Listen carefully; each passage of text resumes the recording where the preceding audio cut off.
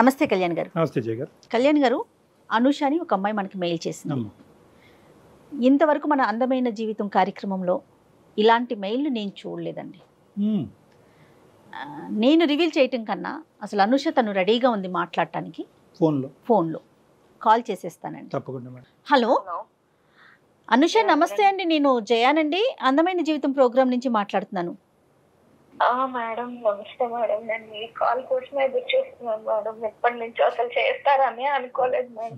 డెఫినెట్గా ఖచ్చితంగా మాకు వచ్చే ప్రతి మెయిల్కి స్పందిస్తాము. కాకపోతే ముందు వెనుక ఆ ప్రయారిటీని ప్రకారం మాట్లాడుతూ ఉంటాము. రైట్, ఇంకా లేట్ చేయొద్దుమా. నాతో పాటు డాక్టర్ కళ్యాణ్ చక్రవర్తి గారు ఉన్నారు. ఎస్, మాట్లాడున్నాను. అనుష నమస్తే అమ్మా. నమస్తే సార్. ఎవరిది సమస్య? మీరే ఎట్లా నా పాపని నన్ను కలపాలి సార్. మా ఆయన కూడా నాకు కావాలి సార్. అంటే పాపని అడిగిన తర్వాత భర్తను అడుగుతున్నావు ఏంటమ్మా? నీ పెళ్ళి అయ్యి ఎంతకాలం అయింది? నీకు ఎంతమంది పిల్లలు? మీ వారు ఎక్కడున్నారు? చిన్నప్పుడు 8 years ఉండగానే నాకు మా ఫాదర్ ఎక్స్పైర్ అయ్యారు సార్. అప్పటి నుంచి మా మమ్మీయే చాలా కష్టపడి నన్ను ఎక్కడెక్కడో పని చేసి చాలా కష్టపడి నన్ను డిగ్రీ వరకు చదివించారు సార్. మమ్మీ ఎంతో కష్టపడింది. ఈ రోజుల్లో ఒక అమ్మాయిని పెంచాలంటే ఎంత కష్టపడాలి సార్. ఒక అమ్మాయినమ్మా, ఇంకెవరు లేరు? వేరే పిల్లలు ఎవరు లేరు? నువ్వు ఒక్కదానివే అమ్మకి? ఒక్కదాన్నే సార్. నేను కష్టపడి పెంచింది. నువ్వు ఎంతవరకు చదువుకున్నావు? డిగ్రీ చదివావా ఏంటి? డిగ్రీ వరకు చదివించింది సార్. నన్ను తండ్రి లేరు అనే లోటు లేకుండానే నన్ను పెంచింది సార్. తల్లి దైవంతో సమానం. వెనకాల ఏమైనా ఆస్తిపాస్తులు కానీ సొంత ఇల్లు అట్లా ఏమన్నా ఉన్నాయమ్మా? ఫైనాన్షియల్ ఒక హౌస్ అనేది ఉంది మేడం. డాడీ అలాగా చేసిన దాంట్లో, ఆయన సంపాదించిన దాంట్లో ఒక హౌస్ అనేది మటుకు ఉంది మనకు. అయితే మా ఫాదర్ చనిపోయాక తను వేరే పెళ్లి కూడా చేసుకోలేదు మేడం. ఇప్పుడు ఏమైందంటే తను నన్ను బాగా నాకు ఒక మంచి సంబంధం చూసింది, పెళ్లి చేసింది. ఒక 1.5 years అయింది మేడం నాకు పెళ్లి చేసి. నాకు ఇప్పుడు ఒక 8 months పాప కూడా ఉంది మేడం. అయితే సార్ మమ్మీ నన్ను పెళ్లి చేసింది, చాలా గ్రాండ్ గా చేసింది. మంచిగా నేను పెళ్లి చేసుకుని వచ్చేసినాక ఏంటంటే తను రీసెంట్ గా ఒక 6 months దగ్గర పెళ్లి చేసుకుంది మేడం. తను కూడా ఒక రోజు వచ్చి ఇట్లాగా ఇన్విటేషన్ అది మాకు ఇచ్చి ఇట్లా నేను పెళ్లి చేసుకుందాం అనుకుంటున్నానమ్మా అని చెప్పేసి అన్నారు. సో మేము కూడా అంతే ఓకే. తను కూడా ఇప్పుడు దాకా నా కోసం పెళ్లి చేసుకోలేదు, కష్టపడి పెంచింది, ఏ లోటు లేకుండా అన్ని నాకు ఇచ్చింది సార్. ఇల్లు కూడా అమ్మలేదు సార్. ఎందుకో పిల్ల కోసమే ఉంచుదామని అప్పు అడిగినా కూడా ఎవరు ఇవ్వకపోతే ఇల్లు కూడా తను అమ్మలేదు. పెళ్లి అనే ప్రస్తావన వచ్చిందా? లేదంటే నువ్వు ఎప్పుడన్నా అమ్మ నువ్వు పెళ్లి చేసుకోవచ్చు అని ఎప్పుడన్నా అన్నావా? ఇప్పుడు ఎందుకు వచ్చింది? పెళ్లి అయినటువంటి దగ్గర అసలు ఎప్పుడు లేదు సార్. తను ఎప్పుడు నాకు కూడా ఏమి షేర్ చేయలేదు. మేబీ తను కూడా చేసుకోవచ్చా లేదా అని ఆలోచించుకొని మరి డెసిషన్ వచ్చాక నాకు చెప్పిందో ఏమో గానీ ఎప్పుడు నాతో కూడా ఏం అనలేదు సార్. డైరెక్ట్ గా ఇన్విటేషన్ తీసుకుని వచ్చిన ఇవ్వటం ఏంటి? దానికి ముందు చెప్పలేదా అమ్మ నేను ఇలా పెళ్లి చేసుకుంటున్నాను, పెళ్లి చేసుకోవాలని అనుకుంటున్నాను, అసలు ఆ వ్యక్తి ఎవరు, ఈ వయసులో నిన్ను చేసుకోవటానికి ఎవరు ముందుకు వచ్చారు, నువ్వు ఇష్టపడ్డావా అతను ఇష్టపడ్డారా, అసలు మీ ఇద్దరు పరిచయం ఎప్పుడు అనేది బేసిక్ ఈ కంటెంట్ అనేది అమ్మ నీకు ఎప్పుడు చెప్పలేదా? డైరెక్ట్ ఇన్విటేషన్ తో వచ్చేసిందా? ఎప్పుడు చెప్పలేదు. ఒకసారి మటుకు ఇట్లా ఇన్విటేషన్ తీసుకొచ్చి చేసుకుందాం అనుకుంటున్నారు, ఏమంటారని అప్పుడు అడిగింది సార్. సో నువ్వు షాక్ అవ్వలేదమ్మా అప్పుడు? ఓకే, సంతోషకరమైన అంశమే, కానీ కొద్ది షాక్ అయ్యావా? అయ్యాం సార్. ఎందుకు అవ్వం సార్ అంటే అదేంటమ్మా ముందు చెప్పాలి కదా, ఇప్పుడు ఏంటి అని కూడా అన్నాం సార్. చేసుకోవటం డాక్టర్ గారు అన్నట్లు తప్పు కాదు, కానీ ఇప్పటికిప్పుడు చెప్పటం అనేది కొంత ఆలోచించాల్సిన విషయం. ఎందుకంటే ఇక్కడ 2 అంశాలమ్మా. అంటే ఒక సంతోషకరమైనటువంటి పరిస్థితి చాలా సందర్భాల్లో దిగ్భ్రాంతి కలిగించే అంశం కింద కూడా మారచ్చు. సో నీకు కూడా లోకజ్ఞానం ఉంటుంది కాబట్టి వచ్చే వ్యక్తిని కొద్దిగా నువ్వు కూడా అసెస్ చేయడానికి అవకాశం ఉంటుంది కదా. ఆ బేసిక్ అసెస్మెంట్ లేకుండా అమ్మ డైరెక్ట్గా ఇన్విటేషన్ తీసుకొచ్చి ఇస్తే వచ్చే వ్యక్తి కరెక్ట్ వ్యక్తి కాకపోతే ప్రాబ్లం అవుతుంది కదా. అందు గురించి నేను అంటున్నా. రెండో పెళ్లి చేసుకోవటం అనేది కామన్ అండి. ఇష్యూను ప్రకారం అమ్మాయి కానీ అబ్బాయి కానీ రెండో పెళ్లి చేసుకోవచ్చు. ఎప్పుడు వాళ్ళ మధ్య పిల్లలు లేనప్పుడు. ఒకవేళ వన్స్ పిల్లలు ఉన్నారంటే ఖచ్చితంగా వాళ్ళ అభిప్రాయం అనేది తీసుకోవాల్సిన పరిస్థితి కదా కళ్యాణ్ గారు. అదే తల్లి యొక్క ఉద్దేశం ఎలా ఉంటుందంటే కనుక ఇక్కడ వరకు నేను నా జీవితాన్ని ఒక విధంగా దారబోసాను, సాక్రిఫైస్ చేశాను, కూతురు ఆడపిల్ల పెళ్ళి అయింది. ఒకప్పుడు అబ్బాయే ఉండుంటే కనుక ఆవిడ ఇంత ధైర్యంగా అడిగేసి ఉండేదా? ఎందుకంటే అబ్బాయి అంటే కనుక వచ్చేటటువంటి కోడలు ఉంటుంది అన్నది. ఇప్పుడు కూతురు కాబట్టి మన కూతురు పుట్టింటి నుంచి అత్తింటికి వెళ్ళింది అనేటటువంటి ఉద్దేశంతో ఏంటంటే ఆవిడ కొద్దిగా స్వేచ్ఛ అనేది వచ్చి ఉండొచ్చు. కానీ ఎంత కాదనుకున్నా కూడా ఓకే నువ్వు ఏదైనా మైనరు నీకు తెలియనటువంటి అంటే కనుక అది వేరే విషయం. నువ్వు అమ్మకి సమాధానం చెప్పుకోవాల్సినటువంటి అవసరం లేదు, ఓకే.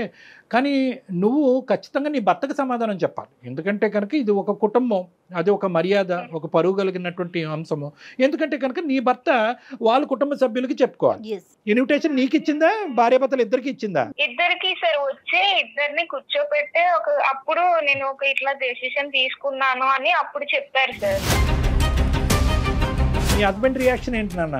తను అప్పుడు ఏమీ మాట్లాడలేదు సార్. తను ఓకే అండి, అదే కొంచెం సేపు ఆలోచించుకున్నారు. కొంచెం సేపట్లాగా తర్వాత మేము అందరూ కూడా కొంచెం ఓకే అయ్యి ఆమె డెసిషన్ కు ఓకే చెప్తున్నాం సార్ మేము. కాదు అనుష, మీ హస్బెండ్ కూడా మనస్ఫూర్తిగా ఓకే చేసినట్లు అనిపించిందా నీకు? అప్పుడు చెప్పారు మేడం, తను ఓకే చేసుకోండి నాకేం అభ్యంతరం లేదు అని అన్నారు మేడం ఆయన కూడా. కాదమ్మా, నీకు మీ ఆయనకి మీ అమ్మగారి పెళ్లి యొక్క నిర్ణయానికి ముందు ఎటువంటి భేదాభిప్రాయాలు లేవు కదమ్మా? ఎటువంటి డిఫరెన్సెస్ అసలు లేవు సార్. చాలా మంచిగా ఉండేవారు సార్. అదే ఇప్పుడు ప్రాబ్లం అయింది సార్. సడన్ గా ఇప్పుడు మమ్మీ పెళ్ళైంది, ఆమె లైఫ్ ఆమె బానే బతుకుతున్నది, హ్యాపీగానే ఉన్నారు, మాకు ఏ ప్రాబ్లం లేదు. పెళ్ళైన కొన్ని రోజుల తర్వాత నుంచి మొదలు పెట్టారు సార్ ఈయన. ఎవరెవరు వచ్చారమ్మా పెళ్లికి? అందరూ వచ్చారు సార్. అంతా తను కూడా మంచిగా చేసుకున్నారు. మొత్తం బంధువులు వచ్చారు, వాళ్ళ రిలేటివ్స్ వచ్చారు, వాళ్ళ పేరెంట్స్ మా వాళ్ళు వచ్చారు. అందరూ ఉండగానే మంచిగానే చేసుకున్నారు సార్. అంటే ఏంటంటే అమ్మ తీసుకొచ్చిన విధానం ఖండించే విధంగా కొంతమంది సమాజంలో కొంతమంది చూస్తారు. ఈ వయసులో నీకు అంత అవసరమా అనే విధంగా ఇప్పటికీ కూడా అదే సమాజంలో మనం ఉన్నాం. ఇప్పటికి కూడా నిలదీసి నిందించి ఒక ఆడది అదే మగాడంటే ఇంకో విధంగా చూస్తారు. ఆడదైతే కనుక ఏమో నీకు ఇప్పుడు నీకు తోడు అవసరమా? తోడంటే కనుక చాలా చిన్న మాట. తోడు అవసరం అనరు మన సమాజం. ఇంకోటి అవసరమా అని అంటారు. అది నేను మాట్లాడను. అటువంటి సమాజంలో ఇటువైపు నీ వైపు వాళ్ళు, అమ్మ వైపు వాళ్ళు, ఎటొచ్చి లేనటువంటి వాళ్ళు ఎవరైనా ఉండుంటే కనుక బహుశా మీ చనిపోయినటువంటి మీ నాన్నగారి తరపున వాళ్ళు లేనటువంటి వాళ్ళు అయి ఉంటారు. మిగతా వాళ్ళందరూ కూడా తలాడించి ఎవరు ఖండించకుండా వేలెత్తి చూపెట్టకుండా ముందుకు వచ్చారు అంటే కనుక చాలా గర్వకారణం, చాలా సంతోషకరమైనటువంటి. ఇక్కడ ఎవరైనా హర్షించాలి అంటే కనుక ముఖ్యంగా మీ హస్బెండ్ తరపు వాళ్ళని హర్షించాలమ్మా. పెళ్ళైన కొన్ని రోజుల నుంచే నాకు టార్చర్ మొదలు చేశారు మేడం. మీ మమ్మీ అలా ఎలా చేసుకుంటది, ముందు చెప్పలేదు, ఇంకా అన్ని పాతవన్నీ తవ్వుకుంటూ వస్తున్నాడు మేడం తను రోజుకో రకంగా. అదేంటమ్మా ఎలా మారిపోయాడమ్మా? అదే నాకు అర్థమైతలేదు సార్. మరి సడన్ గా అందులో ఆయనలో ఎందుకు మార్పు వచ్చిందో నాకు అర్థం కావట్లేదు. మా అమ్మ ఫోన్ చేస్తే చిరాకు పడ్డం, ఫోన్ పిలుస్తుంటే చిరాకుగా మాట్లాడడం, కాల్స్ కట్ చేయడం, అట్లా అంతా చేస్తున్నారు సార్. ఒక రోజు ఇంకా ఇలాగే మాట అనుకుంటుంటే ఎందుకండి మీరు అప్పుడంతా మాట్లాడుకుంటే ఇప్పుడు ఇలా మాట్లాడుతున్నారు అంటే కూడా గొడవ చేసేసి నన్ను బయటికి గెంటేశాడు సార్. బయటికి గెంటేశాడమ్మా? అవును సార్. నేను 1 month నుంచి మా ఫ్రెండ్ ఇంట్లో ఉంటున్నాను సార్. మా పేరెంట్స్ కూడా నేను చెప్పలేదు. బిడ్డ పాపని డే కేర్ లో వేసాడంట సార్. సరే 2-3 రోజుల్లో మళ్ళీ పిలుస్తారులే, కోపంలో ఉన్నారు కదా అని నేను అనుకున్నాను సార్. చంటి బిడ్డని అతను సరే డే కేర్ లో పెడతాడు, ఎక్కడ పెడతాడు కాదు, తల్లిని బిడ్డని దూరం చేయవలసిన అవసరం ఏముంది? అంత కర్కోటకమైన మనస్తత్వం కేవలం మీ అమ్మగారి పెళ్ళే దీనికి కారణమా ఇంకేమైనా ఉందా? అదొక్కటే సార్. అసలు ఏ ప్రాబ్లము లేదు, అంతా మంచిగా ఉండేవాళ్ళం. ఇప్పుడు నా బిడ్డ మీ మమ్మీ ఇట్లా పెళ్లి చేసుకుంది, ఈ వాతావరణంలో పెరిగితే నా బిడ్డ ఏమైపోవాలి, తను ఎట్లా పెరుగుతుంది, ఏదేదో మాట్లాడుతున్నాడు సార్ నన్ను. మీ అమ్మగారు పెళ్లి కూతురు అయ్యేటప్పటికి ఎంత కాదనుకున్నా కూడా, ఎంత ఇక్కడ అక్కడ బ్యాలెన్స్ చేయాలని అనుకున్నా కూడా, ఆవిడ ఇంకో ఇంటి కోడలు అయ్యేటప్పటికి ఆవిడకి వేరే ఇంపార్టెన్స్ పెరిగింది. అక్కడ ఆ భర్తను చూసుకోవాలి, కొత్తగా వచ్చేటటువంటి భర్తను చూసుకోవాలి, వచ్చేటటువంటి ఆ కుటుంబానికి మర్యాదలు చేసుకోవాలి. సో బహుశా ఈ బ్యాలెన్స్ చేసుకోవటంలో ఎక్కడైనా అల్లుడు గారు అనే ఈ స్థానాన్ని కొద్దిగా నెగ్లెక్ట్ జరిగిందా? ఇతని ఇంపార్టెన్స్ తగ్గిందా? ఎందుకంటే కనుక ఇతని వెనకొకటి ముందొకటి వేసే వేషధారణ ఇతనికి ఉంది అనేటటువంటిది నీ మాటలో చెప్పలేదు. ముందు నుంచి మేము బాగానే ఉన్నాం. ఎక్కడో చోట అతను నెగ్లెక్ట్ చేయబడ్డాడా, హర్ట్ అయ్యాడా, అతని మనసు గాయపడిందా? ఎంత గాయపడినా కూడా చంటి బిడ్డను దగ్గర పెట్టుకుని తల్లిని మెడపట్టుకుని బయటకు కంటడం అనేది అది మూర్ఖత్వం. మీ అత్తగారు మామగారితో ఏమన్నా మాట్లాడి ఇక్కడ జరిగే పరిస్థితిని వివరించావా? లేదు సార్. అసలు వాళ్ళకు కూడా ఏం చెప్పలేదు సార్. మేము ఎవరికి చెప్పలేదు. అమ్మ వాళ్ళకి చెప్తే తనే ఏదో ఇప్పుడిప్పుడే తను ఏదో పెళ్లి చేసుకుని ఇన్నాళ్ళు కష్టపడి పెళ్లి చేసుకుని హ్యాపీగా ఉంది, తనని ఎందుకు డిస్టర్బ్ చేయడం అనేది ఏమీ చెప్పలేదు. నువ్వు చంటి బిడ్డని అక్కడ వదిలేసి ఇంట్లోంచి బయటకు అడుగు పెడితే కనుక 4 రోజులు అయ్యిందని అంటున్నావు. నువ్వు ఎక్కడున్నావు అనేది మీ అమ్మకి తెలియదా? నీ బాధను మీ అమ్మకి చెప్పుకోవా? చెప్పాలి కదా.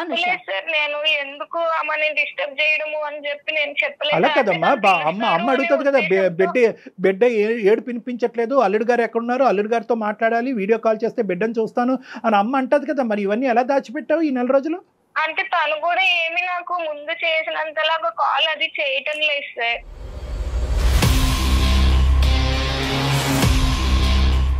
బిడ్డ పాలు తాగుతుందమ్మా?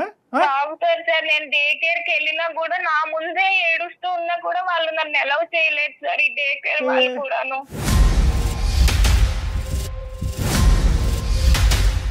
కాదమ్మా, ఇప్పుడు మాకు చేయటం వెనకతలు నీ భర్తతో మాట్లాడమన్నా మీ తల్లితో మాట్లాడాలి? ఇప్పుడు మేము మా హస్బెండ్ తోనే మాట్లాడాను సార్. అసలు ఎందుకు అలా ఉంటున్నారు, ఆయన ప్రాబ్లం ఏంటో మీరే క్లియర్ గా కరెక్టే మాట్లాడతాము. మీ భర్త యొక్క పాత్ర చాలా సందిగ్ధమైనటువంటి పాత్ర, చాలా క్లిష్టమైనటువంటి పాత్ర. ఎందుకంటే కనుక మామగారు పెళ్ళప్పుడు కాలు కడగాలి, కానీ పెళ్ళైన తర్వాత మామగారు వచ్చారు ఇతనికి. ఏం పేరమ్మా అతనిది? భాస్కర్ సార్. కలపండి ఫోను. ఇక్కడ మానవత్వం అనే ఒక అంశం. ఇక్కడ ఏంటంటే బిడ్డ, తల్లి, సొంత బిడ్డ. ఇప్పుడు ఈవిడ పాలు ఇవ్వకపోతే ఈవిడ ఎంత బాధపడుతుందో, తండ్రిగా తల్లి పాలు ఆ బిడ్డ తాగలేకపోతుందని చెప్పాడు. దానికి అత్తగారి పెళ్లికి సంబంధం ఏంటి? హలో చెప్పు. చెప్పేది ఏంటండి, నన్ను ఎప్పుడు ఇంటికి రాస్తారు? కాదు, నీకు ఎన్నిసార్లు చెప్పిన అర్థమైతే లేదా? ఫోన్ చేయొద్దు అని చెప్పిందా నీకు? ఎందుకు చేస్తున్నావు? నాకొచ్చేముందండి, మా అమ్మ పెళ్లి చేసుకుని వెళ్ళిపోయి ఆమె హ్యాపీగానే ఉంది కదా, మన జీవితం ఎందుకండి? అట్లని కాదు. ఇప్పుడు నేను నీకు చెప్పింది ఏంటి? నాకు నువ్వు వద్దు, నాకు నువ్వు అవసరం లేదు, నాకు పాప ముఖ్యం, పాపని నేను చూసుకుంటున్నా, నువ్వు అవసరం లేదు. నీ జీవితం నువ్వు బతుకు, మీ అమ్మ జీవితం మీ అమ్మ బతికినప్పుడు నీ జీవితం నువ్వు బతకడానికి ఏంది?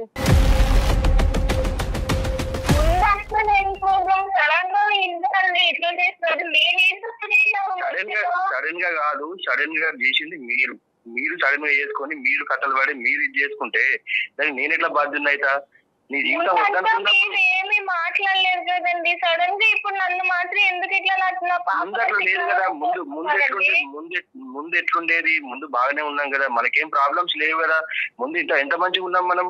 ఏమైనా ప్రాబ్లం ఉందా? పాప పుట్టింది, పాపను మంచిగా చూసుకుంటున్నాం, మంచిగానే ఉన్నాం కదా. మధ్యలో మీ అమ్మ చేసిన దానికే ఇంత గొడవ అవుతుంది కదా.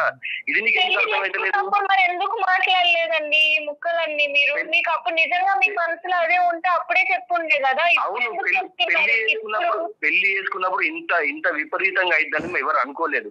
ఏదో ఆమె ఉన్నది చేసుకుంటారు. అసలు ఈ ఏజ్ లో పెళ్లి చేసుకున్నట్టు నాకు వద్దనే అనుకున్నా, కానీ ఏదో ఆమె ఏదో తోడు కోసం ఉంటుంది కావచ్చు అనుకుంది. కానీ ఇంత ఘోరంగా ఇది పబ్లిక్ లో ఇజ్జత్ తీయడం ఏంది? నాది మీ పరువు ఏం చేసిందండి? పెళ్లి ముందు పెళ్లి చేసుకున్నప్పుడు అటెండ్ అయ్యారు, అంత మంచిగా మాట్లాడారు, మరి సడన్ గా ఇప్పుడు మీకు ఇవన్నీ గుర్తొచ్చేసాయండి. మా పాప నుంచి నన్ను దూరం చేస్తారా మీరు?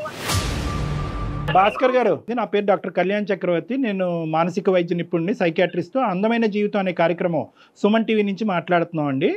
నమస్కారం. అంటే ఆవిడ చాలా ఒక బాగా దుఃఖమైనటువంటి పరిస్థితిలో మాకు ఫోన్ చేసింది.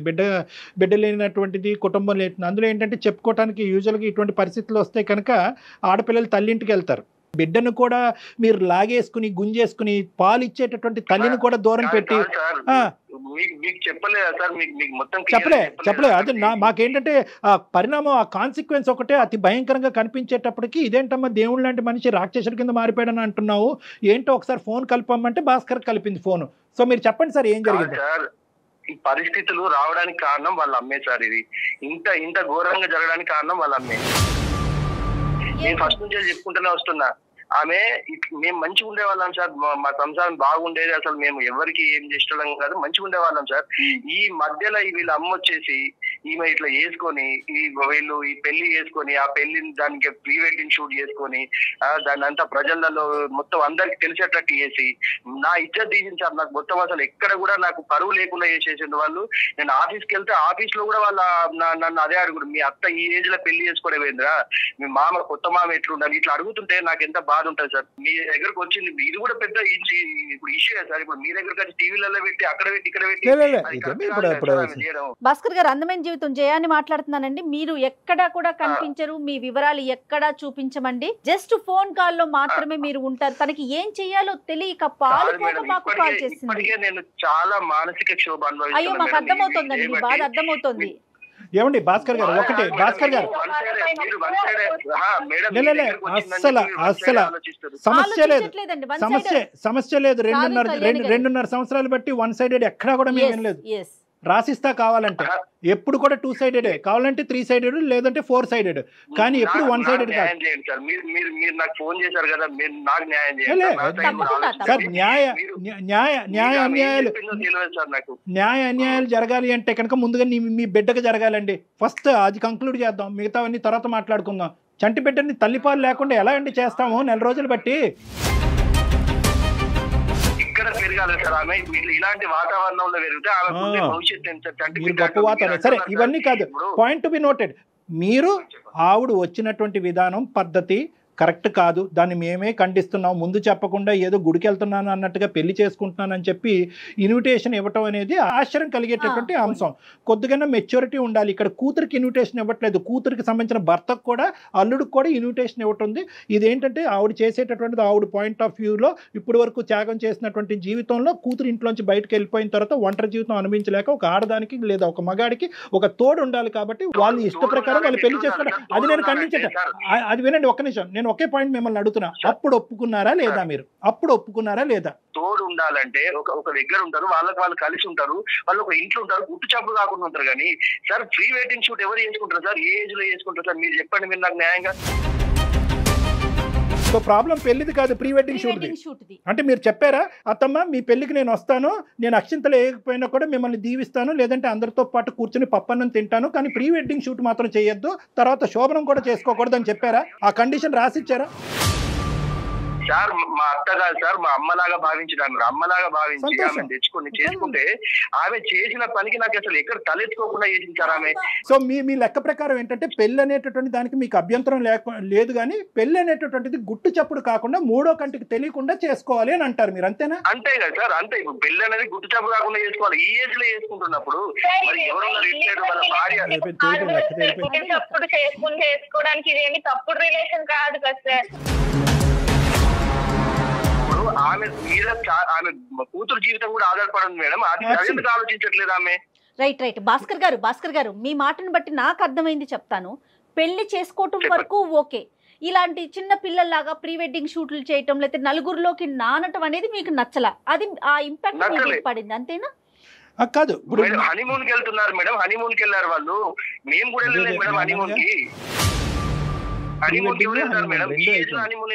మీకు అయిందండి ప్రీ వెడ్డింగ్ షూట్ హనీమూన్? మీకు అవ్వలేదా? లేదు సార్, హనీమూన్ లేదు, ప్రీ వెడ్డింగ్ షూట్ లేదు.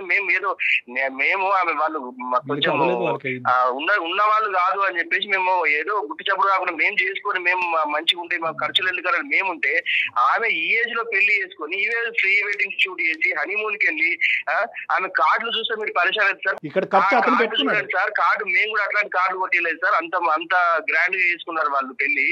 అది అంటే వీళ్ళని చూసి ఇప్పుడు తోడు కావాలన్న తోడు అంటే ఎట్లుంటారు సార్? ఒకరికొకరు తోడు. ఈ ఏజ్ లో కృష్ణారామ అనుకునే ఏజ్ లో ఆమె అట్లా కృష్ణారామ అనుకుంటే పెళ్లి చేసుకోవచ్చండి. కృష్ణారామ అనుకున్న వాళ్ళు పెళ్లి చేసుకోకూడదా, లేదంటే పెళ్లి చేసుకున్న వాళ్ళు కృష్ణారామ అనుకోకూడదా? అది లెక్క కాదు. నెంబర్ 1 వెడ్డింగ్ ఒకటే భాస్కర్, విత్ డ్యూ రెస్పెక్ట్స్, నీకు మాటకు అడ్డుకొస్తున్నాను, కొద్ది పెద్ద మాటలు వాడుతున్నాను. నాకంటే చిన్నవాడివి, ఒక 2 మాటల్లో నేను కరెక్ట్ చేయాలి. ఎందుకంటే ఇప్పుడు వరకు నిన్ను దేవుడు అన్నట్టే మీ ఆవిడ చెప్పింది, దేవుడు అన్నట్టే మేము ట్రీట్ చేయాలనుకుంటున్నాం. ఇక్కడ ప్రాబ్లం ఎక్కడ వచ్చిందంటే పెళ్లి వల్ల ప్రాబ్లం వచ్చలేదు, పెళ్లి చుట్టూరు ఉన్న గ్రాండియో ఉంది చూడండి. అంటే ఏంటంటే ఆ హైఫైడ్ పెళ్లి, అది ఖచ్చితంగా మీ పెళ్లి కంటే అది ఓవర్టేక్ చేసింది. అది బహుశా ఏంటంటే మీ అత్తగారు నిలవరించవలసింది, ఏమండి ఇంత హైఫైడ్ వద్దు, మనం ఏదో రొటీన్గా చేసుకుందాం అని చెప్పి వాళ్ళ భర్తకు చెప్పి ఉండొచ్చు. ఇక్కడ ఖచ్చితంగా వచ్చినటువంటి ఖర్చు ఎవరు పెట్టారు అంటే కనుక అతను పెట్టుకున్నాడు. ఇప్పుడు ఏంటంటే అతని మాట మీ అత్తగారు కాదనలేకపోయిందేమో. అతను పెళ్లి ఇప్పుడు వచ్చి అతని జీవితంలో పెళ్లి అనేది జరగలేదంటే నాకు పాప ఉంది, అల్లుడు ఉన్నారని చెప్పుకోవాలి కదా సార్. ఆమె మా మమ్మీ చిన్న వయసులోనే మా డాడీ అనేది చనిపోయారు సార్. ఆమెకి అప్పటి నుంచి ఆమె ఏ కోటలు లేకుండా నన్ను మాత్రమే నన్ను చూసుకుంటూ నాకు ఏ లోటు లేకుండా సంతోషాలు కూడా పక్కన పెట్టింది సార్. నీ వైపు కానీ మీ తల్లిగారి వైపు కానీ నాకు ఎటువంటి వ్యతిరేకత లేదు, కానీ ఒక్కటమ్మా ఇక్కడ కుటుంబం సంప్రదింపు ఈ 2 పదాలని అమ్మ గీత దాటేస్తుందమ్మా. ఒక కుటుంబం అనేటటువంటిది, పెళ్లి అనేది ఒక కుటుంబం, తల్లి కావనియండి కూతురు కావనియండి, పెళ్లి అనేది ఒక సాంప్రదాయబద్ధమైనటువంటి ఒక కుటుంబానికి సంబంధించినటువంటి ఒక వ్యవహారం. అమ్మ గుట్టుగా పెళ్లి చేసుకోవటం అనేది నేను ఏకీభవించకపోయినా అట్లీస్ట్ ఏంటంటే కనుక బయటకు వచ్చి నలుగురికి చెప్పేటటువంటి వ్యక్తి ముందైనా చెప్పాలి. జరిగేటటువంటి కార్యక్రమాల గురించి అమ్మ ఫస్ట్ మ్యారేజ్ జరుగుతుందమ్మా, లేదంటే దాని ముందు ఏదో షూటో గీటో జరుగుతుంది, తర్వాత ఈ కార్యక్రమం ఉండబోతుంది, ఇలా చేసుకుంటే కనుక ఆర్భాటం ఎక్కువ అవుతుందేమో, అందరు కన్ను పడతాదేమో, నలుగురు 4 విధాలుగా మాట్లాడుకుంటారేమో. నాకు అలా మాట్లాడుకున్నా నాకు అభ్యంతరం లేదు. నా కూతురుకు సంబంధించినటువంటి కుటుంబ సభ్యులు అలా మాట్లాడకూడదనే ఆలోచన నాకుంది. నీ అభిప్రాయం ఏంటమ్మా? 2 స్టేట్మెంట్స్ మీ అమ్మగారు మాట్లాడుంటే ఈ రోజు ఈ సమస్య లేదు. అంతే కదా సార్, మరి మీరు చెప్పే కరెక్టే సార్, అట్లా చెప్పాలి సార్. వాళ్ళకు అర్థం కావట్లేదు. అంటే వాళ్ళని కలిపి మీరు విడిపోతారా? మేడం ఇప్పటి వరకు జరిగింది చాలు మేడం. నా పాప జీవితం ముఖ్యం, నాకు పాప భవిష్యత్తు ముఖ్యము. ఈ పాప ఆమె దగ్గర పెరిగితే మాత్రం అట్లనే తయారైంది. ఏమన్నా అర్థం ఉందా? ప్రీ వెడ్డింగ్ షూట్, హనీమూన్ జరగకపోతే అక్కడ ఆవిడ దగ్గర పెరగచ్చు. పెళ్లి చేసుకునే వ్యక్తి ప్రీ వెడ్డింగ్ హనీమూన్ చేసుకుంటే మాత్రం పెళ్ళి అక్కడ అది చండాలమైన కుటుంబం. ఆ కుటుంబంలో నీ కూతురు పెరిగితే చెడిపోద్ది. ఏం లెక్క అయ్యా ఇది? ఏ కాలంలో ఉన్నామా? అయినా వాళ్ళు నాతో కూడా లేరు, ఎక్కడో వేరే ఊరు వెళ్ళి బతుకుతున్నారు మేడం. అప్పుడప్పుడు ఫోన్లు మాట్లాడుకుంటాం. నీ కోపం ఉండొచ్చు భాస్కర్, నీ కోపం ఉండొచ్చు. మీ అత్తగారితో మాట్లాడటం మానేసాయి. ఏమైనా ఉంటే మీ అమ్మ చనిపోయింది అనుకో, మీ నాన్న చనిపోయింది అనుకుని వదిలేస్తున్నాడు సార్. భాస్కర్, నువ్వు నీ కోపం ఉంటే నాకు ఎటువంటి అభ్యంతరం లేదు. మీ అత్తగారితో మాట్లాడటం మానే, మీ సోకాల్డ్ మామగారితో అస్సలు మాట్లాడొద్దు. కానీ దానికి ఈ అమ్మాయి ఏదో ముందొచ్చి దగ్గరుండి పెళ్లి చేసినట్టుగా, ఈ అమ్మాయి మొత్తం ప్రీ వెడ్డింగ్ డిజైన్ అంతా చేసినట్టుగా, హనీమూన్కి ఈ స్పాట్ మీరు డిసైడ్ చేసుకోండి అని ఈ అమ్మాయి డైరెక్ట్ చేసినట్టుగా ఈ అమ్మాయిని శిక్షిస్తావేంటి? ఆ చంటి బిడ్డని పాలు లేకుండా ఆ అమ్మాయిని ఆ బిడ్డను శిక్షిస్తున్నావేంటి? ఏం మూర్ఖత్వం ఇది? నేను సొసైటీలో బతుకుతున్నా సార్. ఈ సొసైటీ తర్వాత గుర్తొచ్చిందా? పెళ్లికి తలాడించినప్పుడు అత్తమ్మ నాకు ఒక 4 రోజులు టైం ఇవ్వండి, నాకంటూ ఒక సొసైటీ ఉంది, స్నేహితులు ఉన్నారు, కుటుంబ సభ్యులు ఉన్నారు,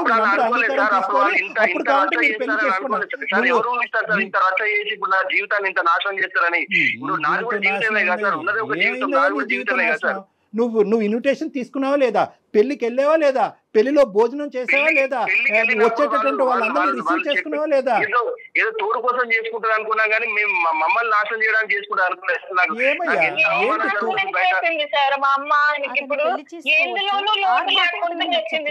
భాస్కర్, ఇప్పుడు మీరు చేసే పని ఎలా ఉందో తెలుసా? అనుషని వాళ్ళ అమ్మతో మాట్లాడటానికి లేదు. అనుష బిడ్డ దగ్గరికి, అంటే ఇటు పక్క ఇప్పుడు మీరు ఇద్దరు తల్లుల్ని వేరు చేస్తున్నారబ్బా భాస్కర్. ఆలోచించండి మేడం. మీరు వాళ్ళ గురించి ఆలోచిస్తున్నారు మేడం. నా జీవితం ఇప్పుడు నా ఇంట్లో నేర్చుకుంటే నా దగ్గర ఉన్న అందరూ అదే అంటుంది మేడం. నా చుట్టాలలో నా ఫ్రెండ్స్ లలో నా పరువు ఏం కావాలి మేడం? వాళ్ళ గురించి ఆలోచిస్తే భాస్కర్ ఎవరన్నా ఏదన్నా వాక్కొని అదాన్ని అనవసరం. ఇక్కడ 2 ఫ్యాక్ట్స్ చెప్తాను భాస్కర్, తర్వాత మీరు మాట్లాడండి మీ మనసులో ఫైనల్గా ఏముందన్నది. మీకు అవమానం పట్టడం అనేది ఎంత నిజమో, ఈరోజు అక్కడ తల్లి నుంచి ఈ అమ్మాయిని దూరం చేయటం కానీ, లేదంటే నీ భార్యని సొంత బిడ్డ నుంచి దూరం చేయటం అనేటటువంటిది చాలా క్రూరమైనటువంటి అంశం. అంతకంటే పెద్ద వర్డ్ ఏదన్నా ఉంటే అక్కడ నేను పెట్టాలి. చాలా మీ అవమానం అనేది ఒక ఎత్తు, కానీ ఈ క్రూరమైనటువంటి చర్యకి మీరు ఏంటి అనేది మీరు మర్చిపోయి మానవతా విలువలని తీసి పక్కన పెట్టేసి ఫైనల్గా ఇక్కడ సఫర్ అవుతుంది నా బిడ్డే అనేటటువంటి యాంగిల్ కూడా పక్కన పెట్టేసి సొసైటీ అవమానకరంగా చూస్తుంది అనేటటువంటి సొసైటీ అనే అంశంలో మీరు కంప్లీట్గా మునిగిపోతున్నారు. ఈరోజు ఏ సొసైటీ ఇప్పుడు ఈ చర్యని హర్షిస్తుంది? అరే మా అత్తగారు వెళ్ళి కొత్తగా పెళ్లి చేసుకుంది, హనీమూన్కి వెళ్ళింది కాబట్టి ఈరోజు మా అత్తగారి మీద తీసుకోవాల్సినటువంటి పగ నా బిడ్డ మీద, నా భార్య మీద తీసుకున్నాననే అంశాన్ని వెళ్ళి మీ మొత్తం సొసైటీకి టామ్ కొట్టుకుంటూ చెప్పండి. మీతో పాటు నేను వస్తాను. ఏమంటుంది ఆ సొసైటీ చూద్దాం. సార్ మీరు పెద్ద వ్యక్తిగా మధ్య నుంచి అడుగుతున్నారు కాబట్టి సార్ నేను మీకు చెప్తున్నా సార్, నాకు అనుష వాళ్ళ అమ్మకు సంబంధం లేదు, నాకు వాళ్ళు చనిపోయిండ్రు, నాకు వాళ్ళు ఎవరు అక్కడ లేదు అని రమ్మని సార్ నేను తీసుకుంటా సార్. నేను ఏంటి సార్ నాకు అంత పెద్ద శిక్ష వేస్తున్నాడు ఆయన. నా బిడ్డకి నేను ఎలాగో మా మమ్మీకి కూడా నేను అలానే కదా. హలో, దూరం చేస్తారు. భర్త పిల్లలు అవసరం లేదా? నీకు భర్త పిల్లలు అవసరం లేదు, నీకు మీ అమ్మే ముఖ్యమైతే మరి ఆడికే వెళ్ళు. మరి నువ్వు మధ్యలో మళ్ళీ ఎందుకు ఫోన్ చేపిస్తున్నావు? మళ్ళీ ఎందుకు వస్తా అంటున్నావు? ఏదైనా సమస్య వచ్చి నువ్వు మీ అమ్మతో మాట్లాడొద్దు, నేను కావాలో మీ అమ్మ కావాలో తేల్చుకుంటే నువ్వేం చేస్తావు భాస్కర్? ఆ సమస్య రాదండి. మా అమ్మ తప్పు చేసింది కాబట్టి అంటున్నా సార్. నేను తప్పు చేయకపోతే సరే ఓకే. చూడండి భాస్కర్, ఒకటి నేను చెప్తాను, మళ్ళీ ఒక పాయింట్ చెప్తాను. నేను మిమ్మల్తో గాంభీరంగా నిన్ను గర్జిస్తే కనుక అది తర్వాత నువ్వు అవమానకరంగా తీసుకుంటావు. ఆ ప్రభావం నీ కూతురు మీద, నీ భార్య మీద పడుతుంది. కాబట్టి నాకు కడుపులో ఎంత కాలినా కూడా నీతో నేను ఇంకా స్వీట్గానే మాట్లాడుతున్నాను. ఎందుకంటే ఒక ఆడపిల్లని ఒంటి చేతి మీద ఈ ఇంట్లో ఆ ఇంట్లో పని చేసుకుంటూ బయట ప్రపంచం నుంచి ఒక ప్రభావం పడకుండా ఈ అమ్మాయి పక్కదో పడకుండా చదివిస్తూ ఎంతో గొప్పగా పెంచిందండి ఈ అమ్మాయిని. పెళ్లి చేసుకోవాలనుకుంటే ఎంత అప్పుడే అనుకోవచ్చు కదా, ఆవిడ తోడు కావాలని చెప్పి ఒక్క మాట మనలో మనం మాట్లాడుకుందాం. మీ అత్తగారు అన్నట్టుగా చూడకండి, ఒక స్త్రీమూర్తిగా చూడండి. ఒక స్త్రీమూర్తి చేసేటటువంటి త్యాగాన్ని మనం ఎందుకు గుర్తించము? అదే ఒక మగాడు భార్య చనిపోయినటువంటి 6 నెలలు సంవత్సరం తిరగక ముందే పెళ్లి చేసుకుంటే కనుక అవునండి తోడు కావాలి కదండి, వంట చేయడానికి ఒక ఆడది కావాలి కదండి, బట్టలు ఉతకడానికి ఒక స్త్రీ కావాలి కదండి అని అంటారు. అదే ఒక ఆడది ఒక పెళ్ళి అయిన తర్వాత పెళ్లి చేసుకుంటే కనుక ఎందుకు చేసుకుంటుంది? అంత ఆర్భాటం అవసరమా? గుట్టు చప్పుడు కాకుండా చేసుకోవాలి కానీ అంత ఆర్భాటం చేసుకుని చేయవలసిన అవసరం ఏం చెప్పి ఒక పక్క నుంచి తల ఊపుతూనే ఉన్నాం పెళ్లికి, ఇంకో పక్క నుంచి ఖండిస్తూనే ఉన్నాం. దాని ప్రతిఫలం, దానికి పనిష్మెంట్ ఎవరంటే కనుక ఆ అమ్మాయి కన్నటువంటి బిడ్డ. ఏ బిడ్డనైతే కనుక అల్లారు ముద్దుగా ఇప్పటి వరకు కాపాడుకుంటూ వచ్చిందో ఈరోజు తన పెళ్లి వల్ల ఈ బిడ్డ బయటకు వెళ్ళి ఉంటుందంటే కనుక గుండాయి చచ్చిపోద్దండి ఆ తల్లి. ఇంకా ఆవిడ తెలియదు కాబట్టి ఈ మాత్రం అన్నా మాట్లాడుకుంటున్నాం. దయచేసి నేను ఒకటే చెప్తున్నాను భాస్కర్, ఒక్కసారి సొసైటీ, అత్తగారు, మా పెళ్ళి అయిన తర్వాత అత్తగారి పెళ్ళి, ఈ టెక్నికల్ వర్డ్స్, ఈ క్రొనాలజీ అనేది తీసి పక్కన పెట్టేసేయండి. ఇలాగే అవ్వాలి అని చెప్పి రాముడు రాయలేదు, శ్రీకృష్ణుడు రాయలేదు, అల్లా రాయలేదు, జీసస్ క్రైస్టు రాయలేదు, ఎవరూ రాయలేదు. ఇది మనకు మనంగా సృష్టించుకున్నటువంటి ఒక విచిత్రమైన విడ్డూరమైనటువంటి సాంప్రదాయం. మీలో ఒక మానవత్వం ఉంది, ఒక మంచితనం ఉంది, అది బయటికి తీసుకురావాలి. నేను ఒకటే చెప్తున్నాను ఈరోజు, మీ అత్తగారితో కావాలంటే ఎటువంటి పరిస్థితుల్లో అంత ఆర్భాటంగా ఆవిడ పెళ్లి చేసుకుందని కనుక్కోమంటే అది నా బాధ్యతగా తీసుకుని నేను ఆవిడతో ఫోన్లో మాట్లాడతా. ఆవిడతో సున్నితంగా మీ ఇద్దరి మధ్యన జరిగినటువంటి గొడవను ఆవిడకి వివరిస్తా. ఆవిడ చేసింది ఏమన్నా చాలా ఒక స్పీడ్ యుగానికి సంబంధించినటువంటి ఒక అంశం, అది మీరు జీర్ణించుకోలేకపోతే దానికి ఆవిడ తరపున ఏమన్నా అపాలజీ చెప్పాలన్నా చెప్పకూడదు, తప్పు. ఏదైనా ఉంటే కనుక మీ ఇద్దరు కలవటానికి ఆవిడ ఏమైనా పాత్ర పోషించాలనే అంశం ఉన్నా కూడా ఆవిడ పాత్ర పోషించే విధంగా నేను చేస్తాను. కానీ దయచేసి నీకు ఇద్దరు 2 చేతులు జోడించి చెప్తున్నాను, ఇమీడియట్గా నీ భార్యని, నీ కూతుర్ని, అందరినీ ఒకే ఇంట్లో ఉండే విధంగా అందరినీ వెనక్కి తెచ్చుకోవాలని నా విజ్ఞప్తి. ఆ బిడ్డని ఇంకే ఇబ్బంది పెట్టద్దు, ఆ చంటి బిడ్డని. నాకు ఇక్కడ అంటే ఈ సమాజంలో ఈ టైప్ లో ఇలా చేయడం అనేది తప్పు అన్నది అనిపించింది సార్. ఒక ఇష్యూ ఏంటంటే భాస్కర్, నేను చెప్పేది ఈరోజు, what ever happened is irreversible. ఈరోజు వెనక్కి వెళ్ళి హనీమూన్ డేస్ వెనక్కి తీసేయలేం, వెనక్కి వెళ్ళి ప్రీ వెడ్డింగ్ షూట్ తెగ్గొట్టేయలేం, పెళ్లిని తెగ్గొట్టలేం. వాళ్ళిద్దరూ హ్యాపీగా ఉన్నారు, ఇప్పటికైనా ఆవిడని బతకనిద్దాం, మనం ఆ స్వీట్ మెమరీస్ లో ఆవిడని బతకనిద్దాం. మీరు చెప్తున్నారు కాబట్టి సార్, మీరు ఆమెను పిలిపియండి, మాట్లాడండి.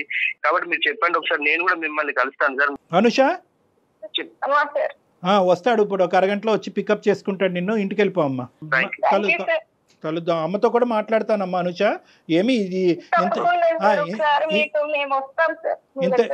ఇంత విపరీతంగా జరిగిందని కూడా అమ్మకు కమ్యూనికేట్ చేయను. అసలు ఏంటి పూర్వపరాలన్నీ కొంతవరకు తెలుసుకుని అది భాస్కర్కి అర్థమయ్యేటటువంటి విధంగా చెప్పి, భాస్కర్ మనసులో ఏమైనా మిస్కాన్సెప్షన్స్, మిస్అండర్స్టాండింగ్స్ ఉంటే కనుక అది కడిగేద్దాం. అప్పుడు వాళ్ళిద్దరు కూడా తల్లి కొడుకుల్లా ఉంటారు. ఓకేనా? రైట్ అండి, నమస్తే. పెళ్లి అనేటటువంటి అంశం చేసుకుంటున్నారా వద్దా అనేది ఒక్కటే భాస్కర్ చేతిలో కానీ, అనుష చేతిలో కానీ, సొసైటీ చేతుల్లో కానీ ఉంటుంది. ఒకప్పుడు ఈ ప్రీ వెడ్డింగ్ షూట్స్ ఇంత ఆర్భాటం ఎందుకని చెప్పి ముందే ప్రొక్లెయిమ్ చేయాలి. ఇదంతా ఎందుకు? ఇన్విటేషన్ ఇచ్చినప్పుడే అమ్మ ఇది చాలా సీక్రెట్గా ఏదైనా గుడిలో చేసుకుందాం, ఒక 10 మంది అటు ఇటుని పిలుద్దాం, పప్పన్నం పెడదాం, చాలమ్మా దీని పెద్ద ఆర్భాటం చేసి చెప్పుంటే సరిపోయి ఉండేది. ఎనీహౌ ఒకసారి వాళ్ళు వస్తారండి, భాస్కర్ వస్తాడు డెఫినెట్ గా, మీరు మాట్లాడండి. ఇంకేం ఉండదు మేడం, ఇంకేం ప్రాబ్లం ఉండదు. yes they are very happy, they will be very happy together. ఎందుకంటే భాస్కర్ లో కూడా ఎందుకో తెలియనటువంటి ఒక నెగిటివ్ యాంగిల్ వచ్చింది, కానీ వాస్తవానికి 99.9% ఆ అబ్బాయిది పాజిటివ్ యాంగిలే. ఎక్కడో ఇన్ఫ్లుయెన్స్ అయ్యాడు. ఆ ఇన్ఫ్లుయెన్స్ ఎఫెక్ట్, ఆ ఇన్ఫ్లుయెన్స్ మనం ఈ కౌన్సిలింగ్ ద్వారా కడిగేసాము. ఇంకొద్దిగా తల్లి గారి ద్వారా మాట్లాడిపించి, బాబు భాస్కర్ ఇది పరిస్థితి అని ఆవిడ చేత ఒక 2 మాటలు చెప్పుంటే కనుక అయిపోతుంది. ఇంత గొప్ప ఫ్యామిలీ ఇంకెక్కడ ఉండదు. సూపర్ అండి. రైట్ కళ్యాణ్జీ, నమస్తే. Anchors dress courtesy by Manav Kalamkari, KBHP. Secunderabad లోని doctor Narayana college of hotel management లో 100% జాబ్ గ్యారంటీ. 966365365365. సుమన్ టీవీలో మీ పర్సనల్ అండ్ బిజినెస్ ప్రమోషన్స్ కోసం కింది నెంబర్ కి కాంటాక్ట్ చేయండి.